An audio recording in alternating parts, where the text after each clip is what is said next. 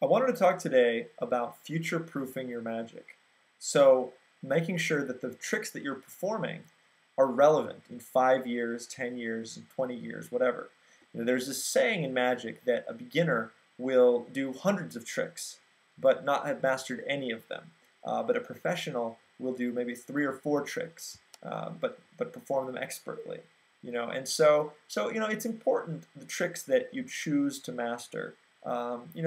That they're going to matter in a few years. So I think in this quest, there's a couple of main considerations, or a couple of ways you can go about it.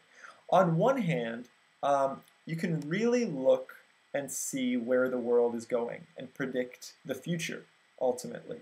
Okay, and if you're doing tricks that rely at all on technology or some piece of culture that you would need to really look into the future and see what the world is going to be like in 5 years, 10 years, 20 years. That's extremely difficult. But, you would have to imagine a world where people didn't use cash, didn't have cash on them, where people's phones are incredibly smart. They can do anything that a computer can do, and many more things that I'm sure we can't even imagine right now. That almost any kind of information that you'd be looking for would be almost instantly available. So it really cuts out a lot of tricks, that may benefit from that kind of technology. We're also talking about a world where people are probably going to be able to automate a lot of things in their life. A lot of things will be programmable. A lot of things will be available that we can't do. I would say that if you're going to go down the path where you're performing a trick that's based on technology, I'd say the best thing to do is to make it matter to people. So to choose a trick that people will enjoy no matter what. There's a certain class of trick today where even it's even if it were possible to figure out the secret to it, people don't even want to figure out the secret because they love the effect so much. It's like, for example, if you take somebody's $1 bill and you turn it into a 20 and you hand it back to them, they don't care how you did that trick. They don't even want to think about how you did that trick. They're just really happy that you did it, and they're never going to forget that experience.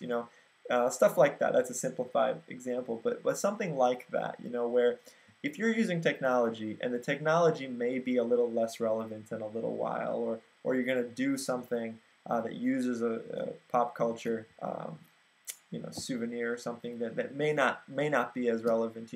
If it matters to people, not only will it matter less how you're doing it or what you're using, but also that they're going to want to be on your side on these performances. So I'd say that's my advice if you still want to go with a technology-based solution.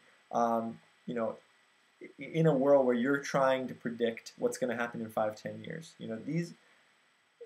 these are important considerations. The other way of doing it is to focus on magic that is very, very simple. Simple and elegant and beautiful magic will always be relevant. Things that use very primitive objects and are just as close to elemental as possible. If you take a stone, if you pick up a rock from the ground and you perform a magic trick with that rock, you're still going to be able to do that in 5 or 10 years.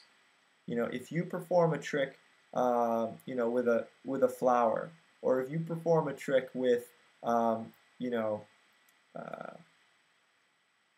if you perform a trick with a ball, it's going to be around. It's going to last. It's going to be future-proof. And so if you're going to really try to master a handful of tricks for your repertoire, I would say that the best thing to do would be to go with very elemental tricks, very simple but beautiful props. That's what I would recommend. So something to think about, future-proofing your magic. Leave a comment. I'd love to hear what you think, and I'll talk to you soon.